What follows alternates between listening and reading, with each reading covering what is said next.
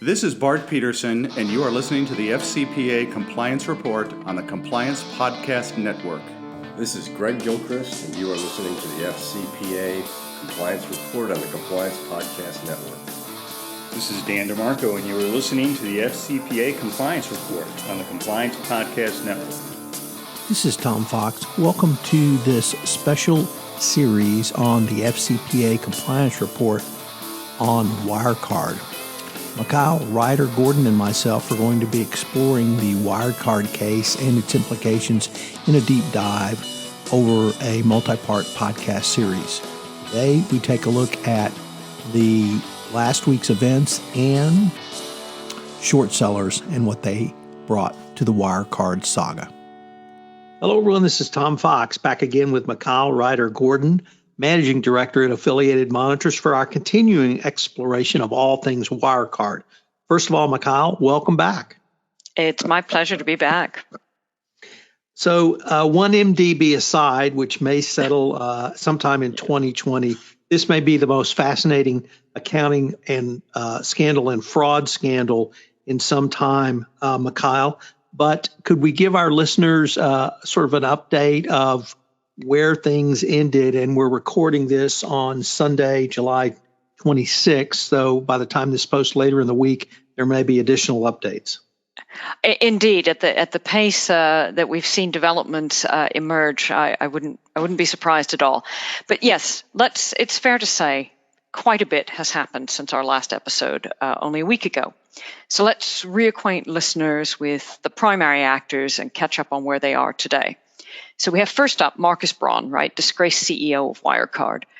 Well, Braun had been arrested and then released on bail. He was claiming he knew nothing of the fraud up until a few days ago. On Wednesday, July 24th, Braun was rearrested and his €5 million bond rescinded. Oops.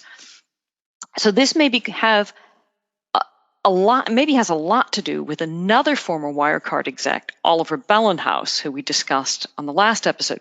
Bellenhaus, as you may recall, ran the Dubai-based Wirecard subsidiary, Card Systems Middle East.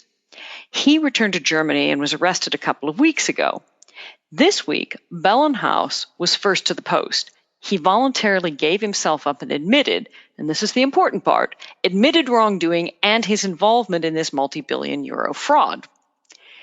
Following Bellenhaus's confession, Braun gets rearrested, and two other former Wirecard execs, Burkhard Ley, who's the former CFO of Wirecard, and Stefan von Erfa, former head of accounting, are arrested alongside him. Now, the Munich State Prosecutor's Office has confirmed that it is on the strength of the testimony of this cooperating witness that has led to these arrests. Sounds like Bellenhaus. Braun, Ley, and von Erfa are now being investigated for commercial criminal fraud, breach of trust, false accounting, and market manipulation. Now, Ley's attorney says Ley is now cooperating as well. Meanwhile, Braun still denying any wrongdoing. Then we have Jan Marcelic, former COO of Wirecard. Now, recall last week at the end of our podcast, Marcelic was on the run from no less than 3 Western intelligence agencies, the Singaporean police and German regulators, and probably half a dozen other investigatory agencies. Marcelic surfaced the other day in, wait for this, Moscow. Der Spiegel, the German publication, the media outlet, and Bellingcat, by the way, big shout out for Bellingcat, had broken a story about Marcelic's frequent travel to Russia. And tune in later for a special episode dedicated just to this guy. However, their story had traced him to Belarus, and it wasn't confirmed until midweek when 2 FSB-blessed Russian media outlets carried the story that Marcelic is parked in Moscow under the protection of the Russian GRU, that's the military intelligence arm. So we can't wait to dive further into that side of Wirecard. In the meantime, back on the regulatory side, the Philippine Anti-Money Laundering Council, AMLEC, announced they have expanded their investigation into Wirecard as it relates to just their country, having now identified 57 people and entities of interest. Mauritius Financial Services Commission issued a press release to say that their Bank of Mauritius and the Financial Services Commission of that country are jointly investigating Wirecard in connection to probable round-tripping and breaches of its AML-TF regulations. That's threat finance for those of you who aren't keeping up with all of our acronyms. An indictment filed by the U.S. Attorney's Office in New York Southern District back in March of this year has now been tied to Wirecard as well. So that indictment is against Hamed Akavan and his German business partner, Ruben Weingart, for their conspiracy to deceive U.S. financial institutions into processing over $100 million in credit and debit card payments for the purchase and delivery of cannabis products. In other words, they were committing transaction laundering.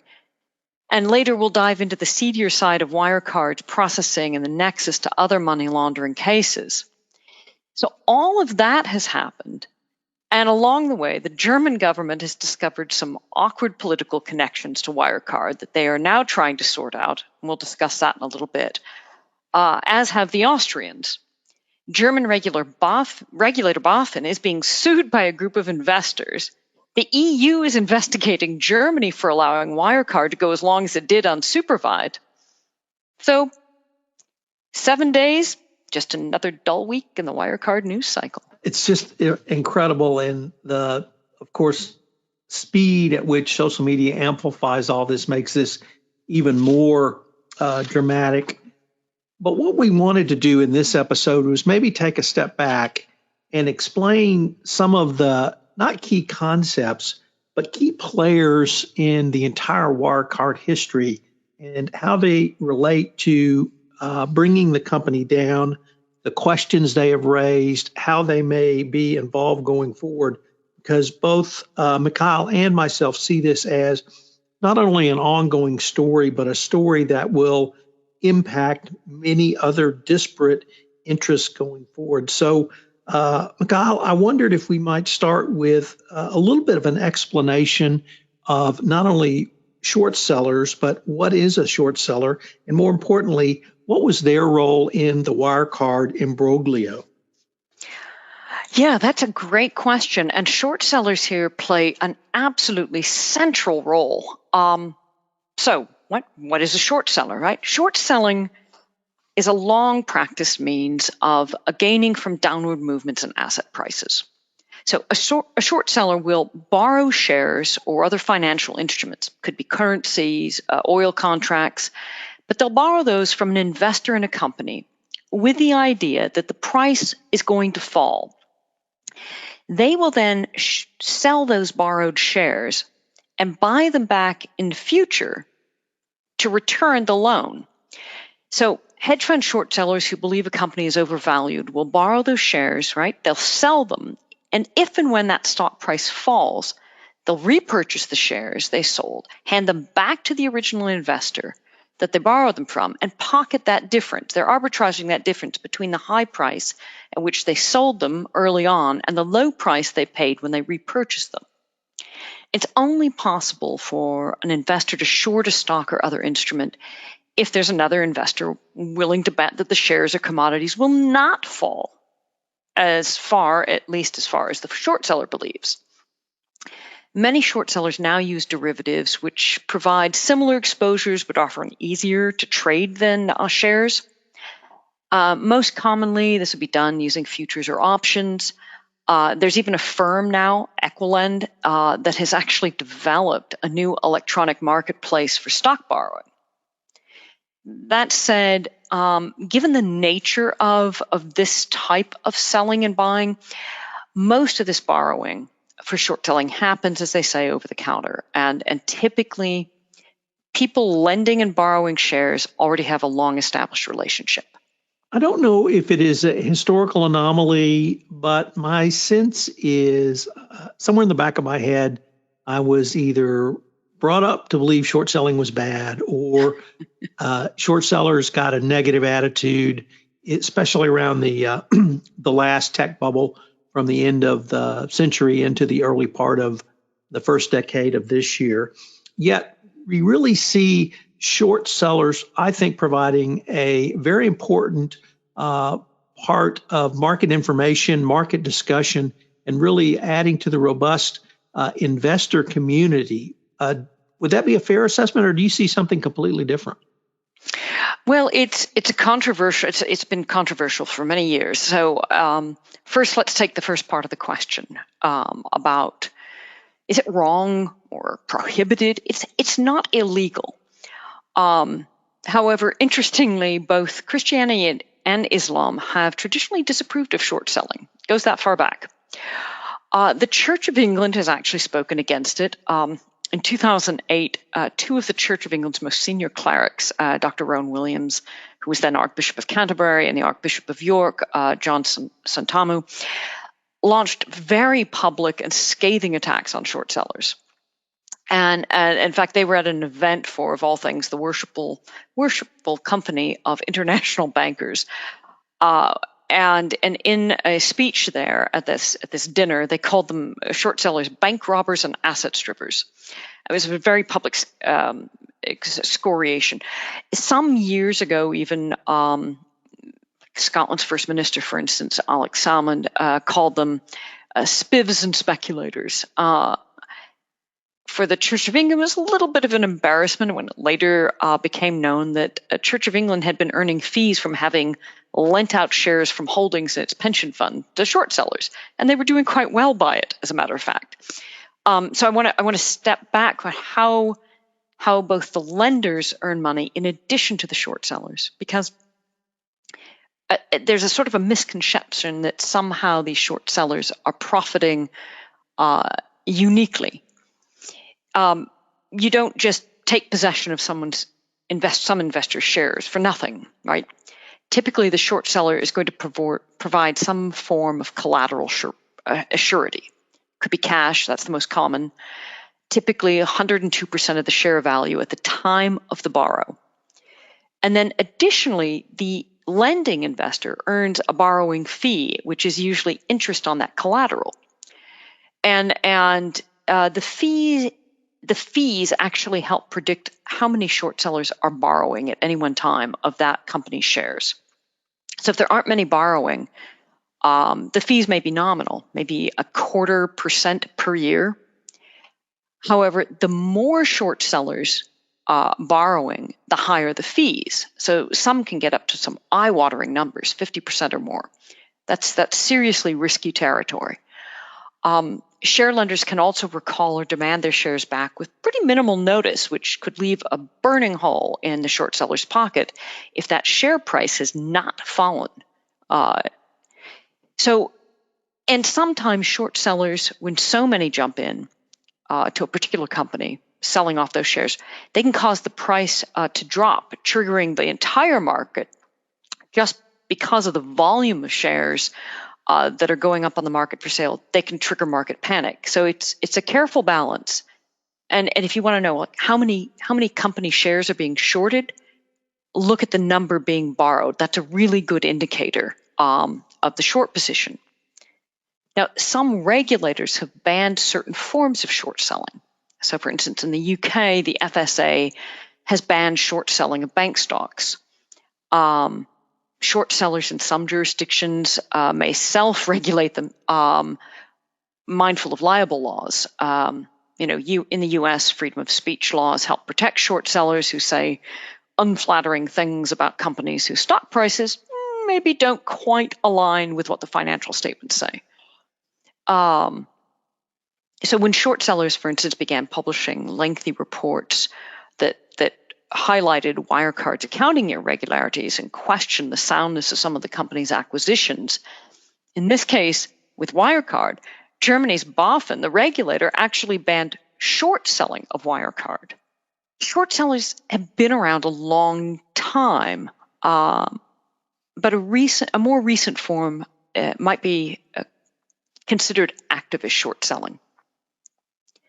Activist short sellers really aim to identify serious problems with companies that are not widely known, and then to try to inform the market about those problems. Now, obviously, they're not going to inform the market until they're in a comfortable position to do so.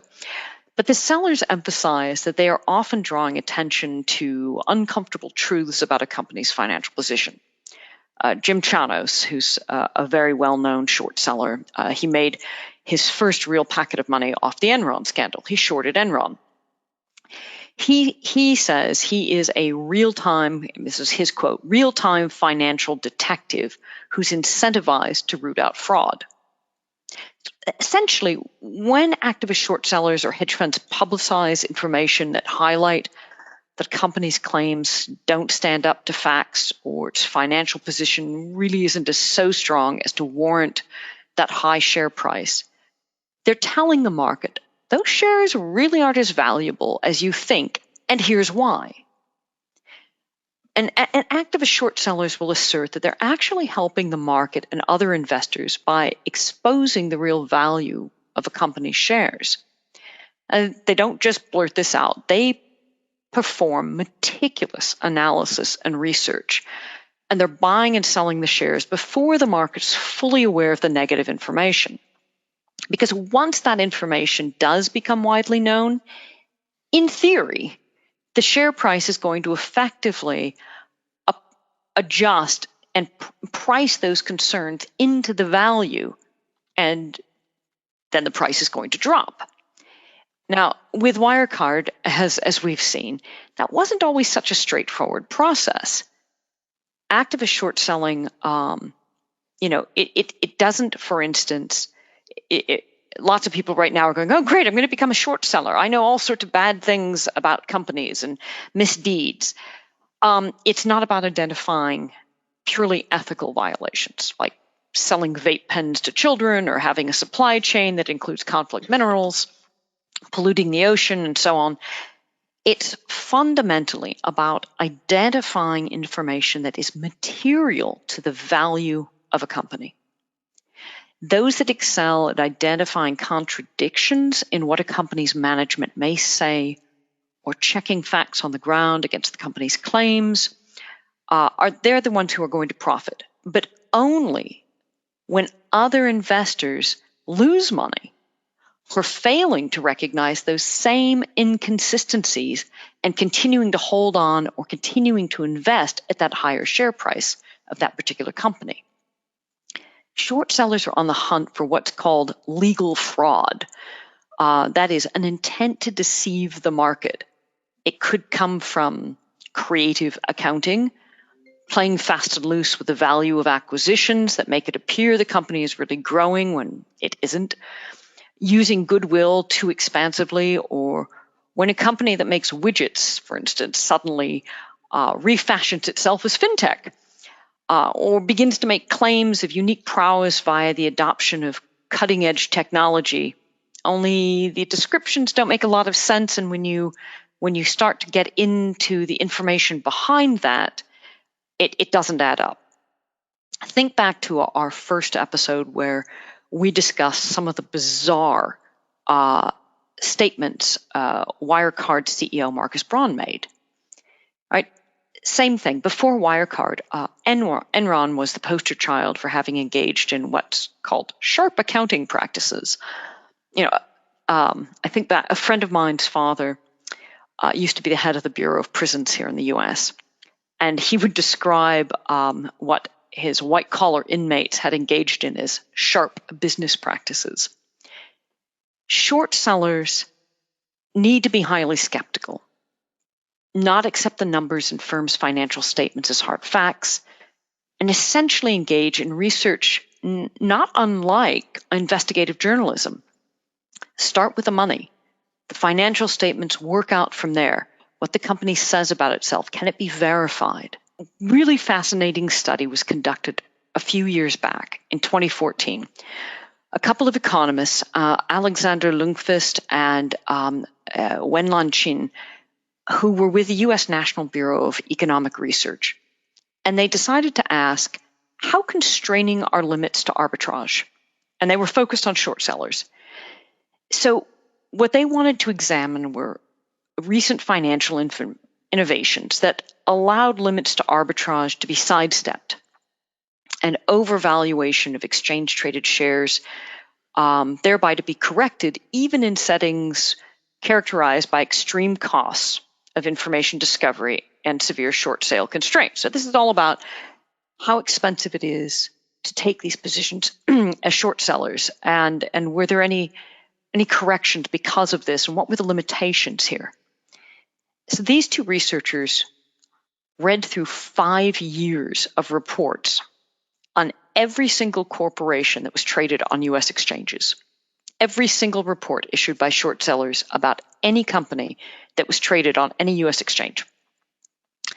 And what they found was, on the day an activist short seller, be it an individual or hedge funds research group, published negative information about a listed company, that company's share price fell on average about 8.2% in their paper. The prices, though, didn't bounce back as one might expect, even when the allegations weren't well supported. Against the greater market, these targeted companies were down comparatively on average by 20%. But those short sellers who had evidence being right about problems at these companies before tended to be listened to by the market, and the share prices of the companies these short sellers issued negative reports on, their share prices stayed down. Why? If these short sellers and their research were trusted in the marketplace, the street, those institutional investors who had been so positive about the company, now began to revise their opinions predicated on what these trusted sellers had drawn their attention to. Regular investors began to divest, keeping the share price down. So these researchers identified a couple of key things, and I'm quoting here. One, credibility is key. Arbitrageurs who lack or lose a track record of producing reliable new evidence are ignored by investors, and so do not move prices. Producing new evidence is also key. Arbitrageurs or short sellers who simply expressed the opinion that a stock is overvalued based purely on existing data, they were similarly ignored by investors. Now, this is where their study, which is fascinating in and of itself, but it gets really interesting and eye-opening. When we discover that 25% of the corporations that Lundqvist and Chin researched during that 5-year span, remember, this is a quarter of U.S. exchange-listed companies that short sellers had published negative findings questioning the share price and the value of that share price because of information they had uncovered. 25% of that population that Lundqvist and Chen examined ended up being investigated by the DOJ or the SEC. So for activist short sellers, whilst they stand to make a good deal of money, it isn't always the only motivation for their activism. Many have stated very publicly that they do this to unearth corporate malfeasance. And that brings us to Wirecard. And what was the relationship of short sellers to Wirecard, Mikhail? So short sellers not infrequently will share their findings or voice their concerns to regulators. They don't just publish to the investment market, but they also will take their research to regulators. So for instance, Fahmi Kadir of Safkat Capital, who was a short seller of Wirecard, wrote to BaFin in 2019 saying, quote, "Short selling can be a valuable indicator of fraud and misrepresentation." Unfortunately, by the time Kadir was writing, BaFin had already imposed a temporary ban on the shorting of Wirecard stock. So let's do a quick run through of some of the short sellers who publicly declared their concerns about Wirecard. Perhaps the best known short seller of Wirecard is John Hempton, who leads Bronte Capital. For 8 long years, Hempton didn't back down. His Almathea fund lost overall on Wirecard, despite Hempton being absolutely vindicated. Since 2012, Hempton had been questioning Wirecard, and his skepticism started when he figured out that one of Wirecard's alleged payment partner acquisitions in Indonesia didn't actually exist. It just didn't exist. And he drew attention to that. Nothing happened. In 2013, right, on the heels of Hempton's report, Dan Yu, a short seller with Gotham City Research, became suspicious of the types of transaction Wirecard was handling, that high-risk stuff we mentioned, like online gambling and porn sites. Now, these aren't only legally problematic in many jurisdictions, they are also frequently tied to money laundering, as we saw in some of the early cases from 2009, 2010, where Wirecard was the bank or processor of choice for several laundering efforts. And we're going to deep dive into that next episode. Really juicy stuff, so stay tuned on that one. Nothing happens. In 2014, Ennismore Fund Management, another short seller, had examined Wirecard's Asia operations via what paperwork around it existed at the time. And they looked at Wirecard's balance sheet and assets and found that the various companies Wirecard was acquiring in that region weren't really worth much. Ennismore published a report coming to the conclusion this just doesn't add up. Again, nothing. That same year, so 2014, Mark Hiley, whose research firm is The Analyst, publishes the first of what would ultimately be, wait for this, 43 notes querying Wirecard's accounting and saying, look, something's not right here. But what happens? Instead of these hedge funds profiting, they got burnt. The stock, Wirecard stock, continued to surge upward despite questions multiple short sellers had raised at this juncture. So then what happens? 2015, and this guy becomes a major player in the subsequent development, Matthew Earl.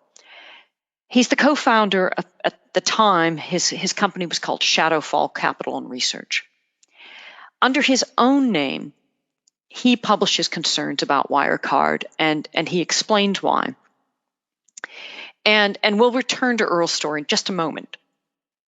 On the heels of Earl's first publication, questioning Wirecard, another hedge fund manager at Valiant Capital traced public filings around a deal Wirecard had announced involving an Indian company it was acquiring via what they claimed, this is Wirecard, was a publicity-shy private equity firm based in Mauritius.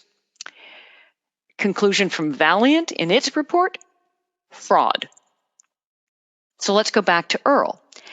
Earl comes back in 2016 using his nom de plume, Zatara Research. He and another short seller, Fraser Paring, published this highly damning report. It's 100-plus pages on Wirecard. And this is actually one of the things that intrigues the Financial Times investigative reporters. Unfortunately for Earl and Paring, German regulators do respond, but not in the way that they anticipated. They thought German regulators are going to investigate Wirecard. Instead, what happens? They start to be investigated. And last month, Earl wrote an op-ed piece in the Daily Telegraph where he said, if one, quote, wanted to write a manual on fraud, Wirecard would be cited in every chapter. And if one wrote a textbook on corporate espionage, Wirecard would feature on every page. So what happened after so many short sellers warned of fraud by Wirecard? Right? At this juncture, we're in quite a number of years here of short sellers essentially blowing a whistle, right? Well, it's kind of useful to provide some context around the Zatara report, because that really is the start of the House of Cards, Wirecard's House of Cards falling. Zatara had written their report after German police had carried out a large-scale raid of Wirecard in December of 2015. Now, that's not widely known. Why had they raided the offices? For suspected money laundering.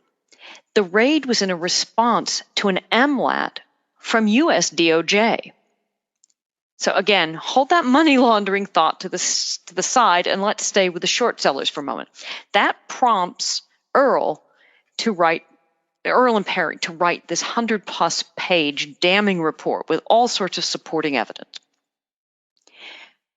May of 2016, after they issued the Satara report, Boffin does send a report to Munich prosecutors, and it does have something to do with Wirecard. But in this case, Boffin wasn't accusing Wirecard of malfeasance. Instead, they outline a case against what they call, quote, a network of suspects involved in market manipulation. And they criticize Zatara research for, quote, emphasizing incriminating information, but nothing that spoke in favor of Wirecard.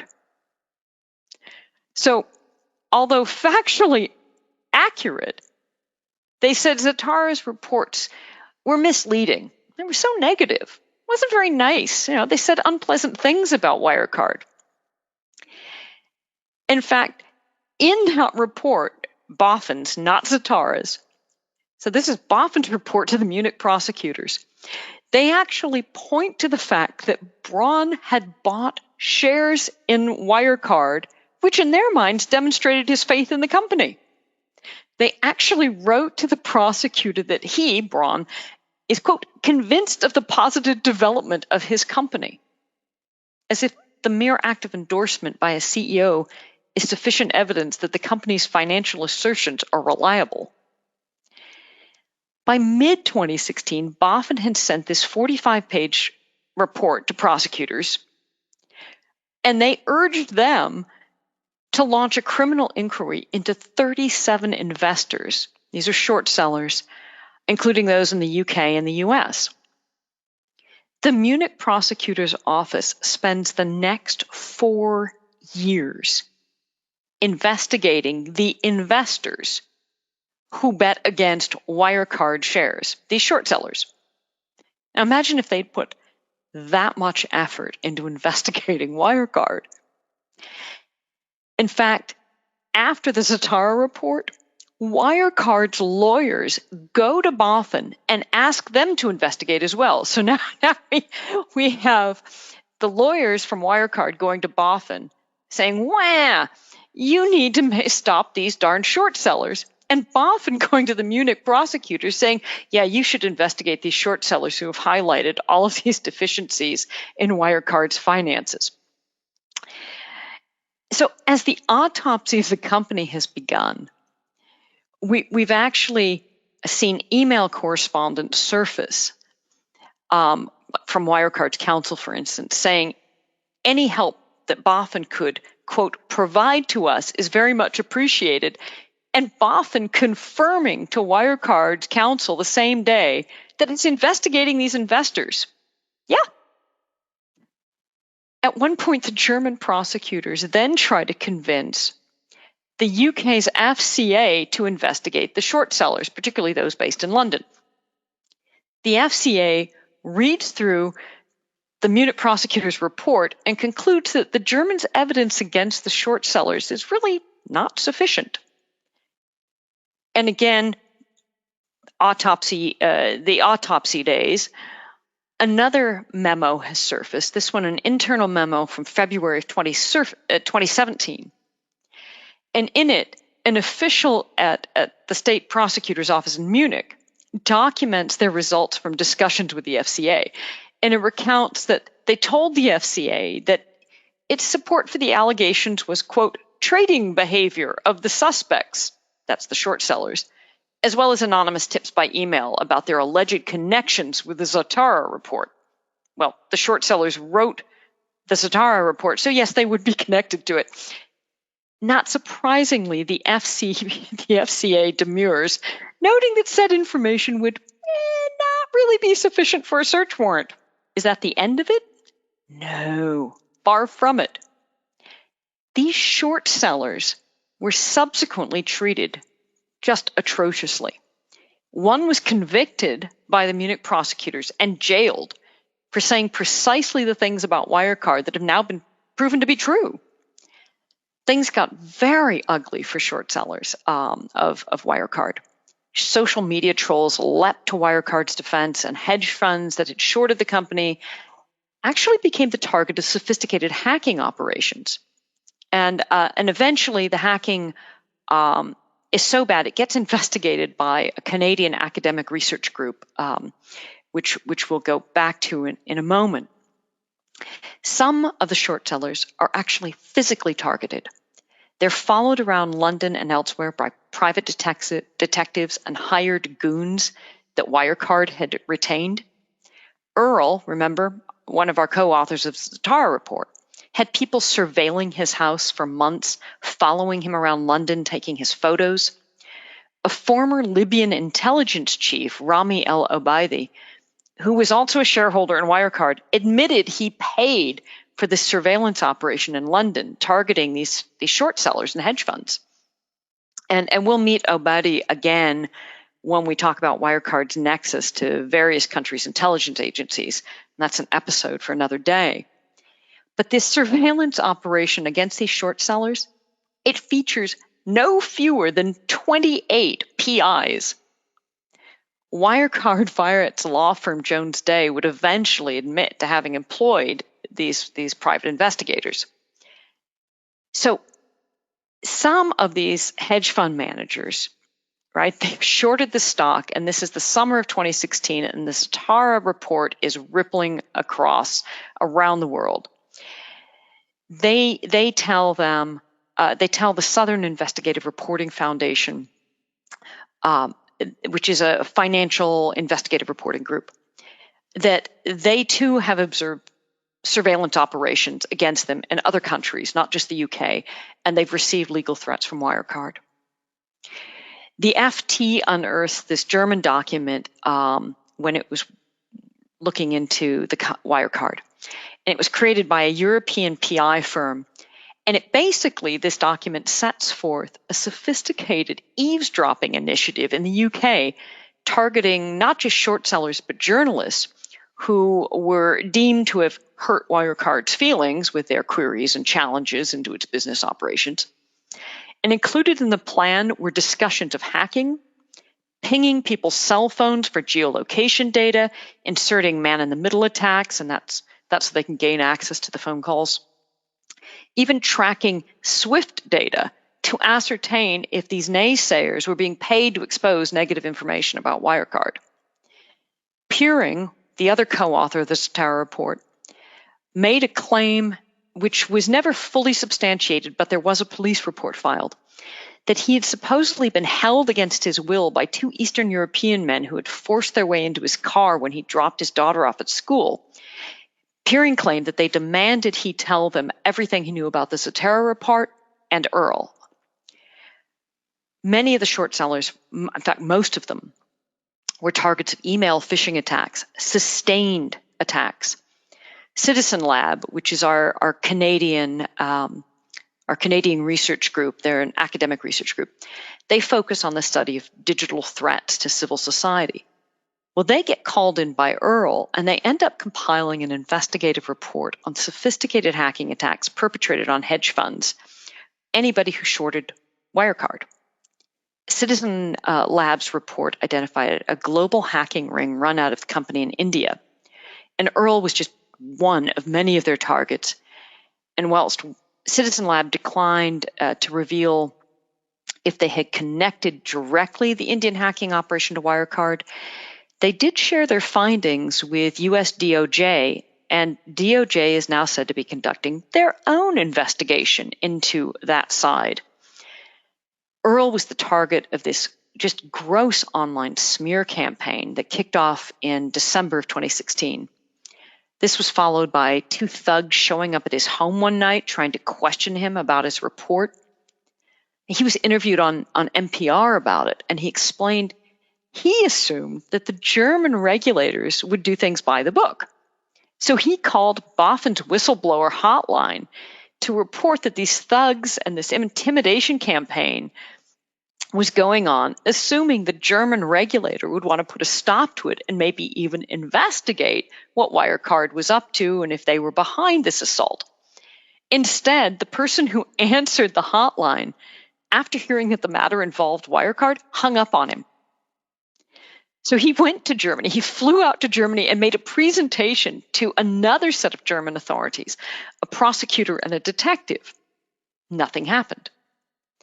For 2 years, Earl is harassed, stalked in the street and online, and Citizen Lab had said they have never encountered in all their research and work any one person who received so many phishing attacks.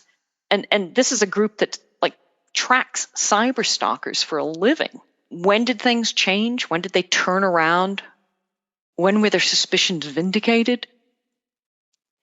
Things actually didn't improve right away, despite all of that going on. Short seller research group MCA Mathematic had been publishing in-depth forensic analysis of Wirecard's accounting since early 2019 that evidenced wire frauds, shady dealings, and questionable accounting practices in their operations in Brazil, Turkey, and other locations. TCI management wrote to the chairman of Wirecard's supervisory board in April of this year and highlighted the KPMG damning forensic report. And this report, of course, recounted €1 billion cash payments missing, inability to confirm beneficial owners of several Wirecard subsidiaries and payment partners, highlighted the complete absence of all due diligence by Wirecard. Things missing such as no customer names, no contracts, no transaction data or bank statements to substantiate much of Wirecard's business. And in this letter, two of TCI's execs, Chris Holm and Max Schroeder, called for the removal of CEO Marcus Braun. Still nothing. It wasn't until everything fell apart this summer that opinions about what these short sellers had been saying finally changed. Short seller Leo Perry, who runs Ennismore Fund Management, was very recently interviewed by the FT, and he specifically noted that short sellers had consistently underestimated people's ability to look the other way. Wirecard's bankers, Wirecard's investors, and the regulators, they just didn't want to believe this. The president of BaFin, Felix Hoefeld, finally, and only this past week, he finally apologized for Germany's failure to prevent this massive fraud. And rather belatedly, what's 4 years between friends, right? Acknowledged, and this is his quote, the role that, quote, journalists, analysts, and, oh yes, let it be short sellers, who have been digging out inconsistencies persistently and rigorously. So last year, a manager with short seller Valiant presented a summary of his years of research into Wirecard. And he titled the presentation, Wirecard, Where Short Sellers Go to Retire. So most, not all, Hampton did not fare as well because he held on for so long, but those who had held on doggedly to their Wirecard short positions or who showed up at the end when it couldn't hide its accounting tricks any longer, they netted billions of euros in profits. The Wall Street Journal claimed short sellers made some $2.6 billion from the Wirecard failure. Maybe more, maybe a little less. Couture Management, TCI Fund, Greenvale Capital, Darsana Capital were among the fund's short sellers with the longest short positions who did very well. Jim Chanos cleared $100 million. Really, the lesson here is that it may be time for regulators and maybe a few institutional investors to start adopting some of the skepticism and investigatory skills of short sellers. They might catch frauds and irregularities sooner. Chanos has called this current era the golden age of corporate fraud. And considering we both lived through Enron and WorldCom, that's a more than amazing statement. It really is. But when you think back to the research that was done for the Bureau of Economic Research, where a quarter of the companies that short sellers had highlighted in just that 5-year span, a quarter of those ended up being investigated by DOJ and SEC. I mean, I think that's very telling. And that was back in 2014. That was a look back. So think about where we are now, a decade on. Mikhail, unfortunately, we are near the end of our time for this episode, but I look forward to visiting with you again next week to see what next week brings. And perhaps then we can take up the involvement of one of our favorite topics, Germany Inc. Absolutely.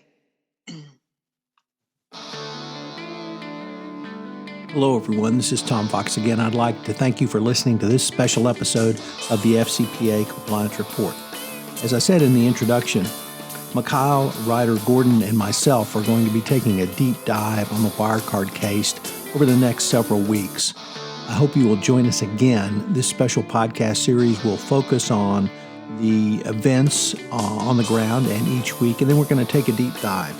Some of the topics we're going to cover include Germany Inc., the regulatory response, what this means for the overall fintech and EU regulatory world, and a variety of other interesting angles to the Wirecard case. I hope you will stick with us throughout this series. I know you will find it incredibly enjoyable, as this is one of the largest frauds since the Enron WorldCon days and the largest accounting fraud in Germany since World War II. It's going to be a ton of fun. Thanks again for listening. Please leave us a review. We would greatly appreciate that on iTunes. The series on Wirecard is a special production of the Compliance Podcast Network.